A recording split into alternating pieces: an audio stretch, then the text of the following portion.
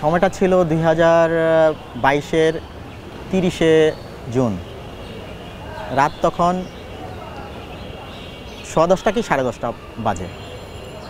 তো সেদিন ডাইনিং টেবিলে খাবার রেডি করা আছে। তো সেই সময় আমার ওয়াইফ বললেন যে বাচ্চার দুধ নাই। তা আমি খাবারটা না খেয়েই আমি উঠে গেলাম যে আমি পাশেই দোকান থেকে আমি দুধ নিয়ে আসি। দুধ আনতে গিয়ে আমি ওখানে হয়তো 10-15 মিনিট আমার লেগেছে।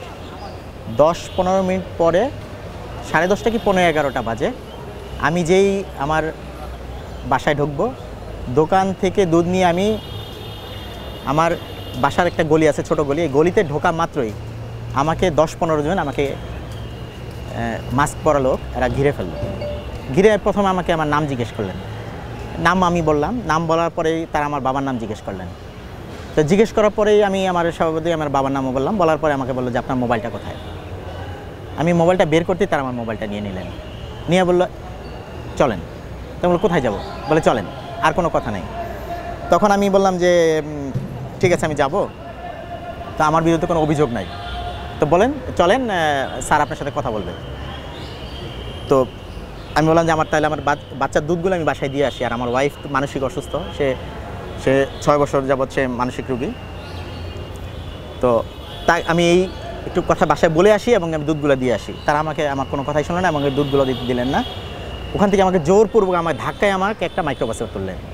তো ওখানে আরও তাদের অনেক লোক ছিলেন, তুলেই তারা আমার চোখ বেঁধে ফেললেন।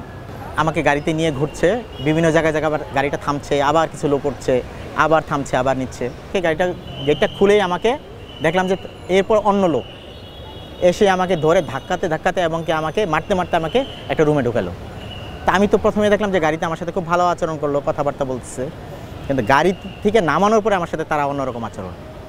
আমাকে মারতে একটা রুমের মধ্যে নিয়ে গেল। নিয়েই আমাকে একটা ছোট্ট একটা, আমি বুঝতে পারছি একটা রুম, একটা দরজা, সেই মনে হচ্ছে যে সেই একটা জেলখানার মতো যেরকম একটা থাকে, দরজা থাকে, ওই দরজার মধ্যে আমাকে ঘাট নিচু করে বললো যে তুমি মাথা ঢোকাও।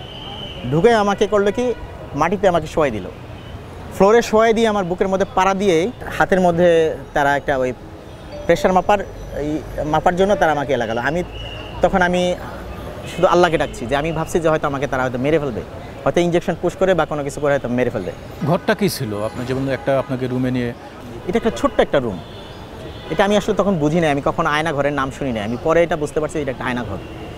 তো এই আয়না ঘরটা ছিল ছোট্ট একটা সরু একটা রুম। এই রুমের মধ্যে এই গারদখানার মতো, এবং সেখানে গেট আছে, বাইরের কোনো আলো বাতাস সেখানে ঢোকে না।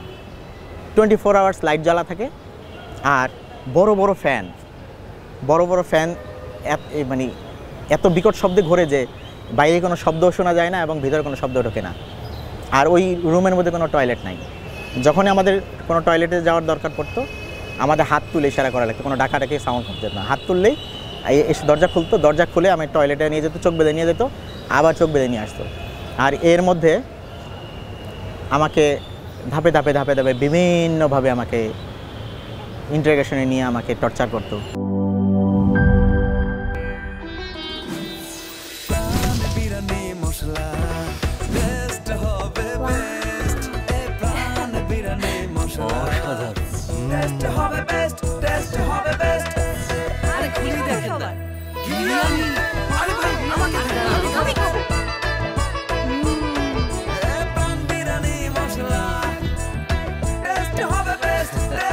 প্রাণ বিরিয়ানি মশলা, টেস্ট হবে বেস্ট। প্রাণ, জীবনের স্বাদ।